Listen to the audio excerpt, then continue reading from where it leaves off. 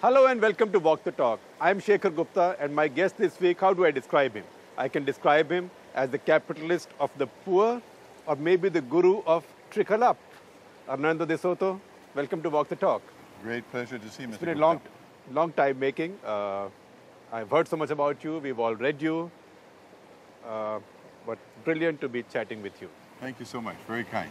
Tell us about trickle up, because everybody who's halfway non-socialist talks of trickle down, not trickle up. Well, very simply, most of the wealth of developed countries is trickling up. In other words, countries like the United States were basically made up of poor pioneers who migrated from Europe because they were poor, so they all trickled up. Good growth generally comes from the bottom up for the simple reason that it has to do with the division of labor and it has to do with poor people creating a solid independent economy. Because all of us heard the mantra from Ronald Reagan, not all of us accepted it, which is trickle down, that you just do it, it'll trickle down, it'll get there. You create growth and wealth will get down. You are saying that create wealth at the bottom of the pyramid and it will trickle up? Well, yes, because that is the Western experience. Maybe what happens is Western countries sometimes forget about it. And maybe they're looking now, as they are a developed country, they're trying to explain their tax policies and why they're giving capital gains breaks, or why they're helping the big banks so that it'll trickle down. Right. But the way they got to where they are is, first of all, they emancipated their people, gave them rights, gave them the right to form entrepreneurship. And as a matter of fact, all their stories of wealth are not really trickle down problems. They're like Bill Gates, Right. who trickled up. I mean, he wasn't a big guy before he was before he got to where he is. Steve Jobs was also working from a garage.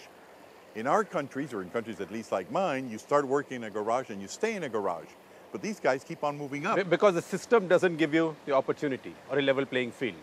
Well, yes, the proof of it are the migrants. All those Africans that migrate to Europe, or a lot of the Latin Americans. Indians who do so well.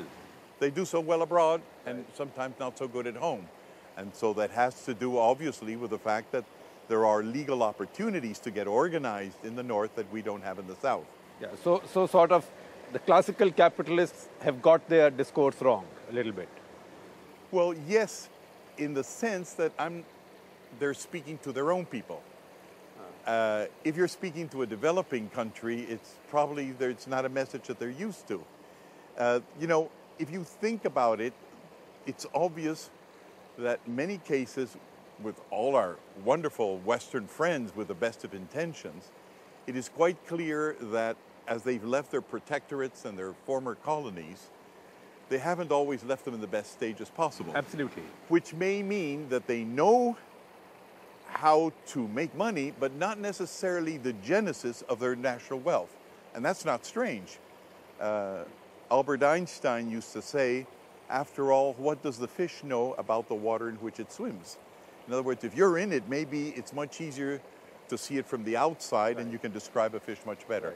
I don't think, really speaking, most of our Western friends realized how their wealth coincided with the Industrial Revolution, and the Industrial Revolution came about because there was a breakdown of the feudal system, and because essentially everybody got the property and the business rights and a uniform rule of law applicable to everybody. And democracy.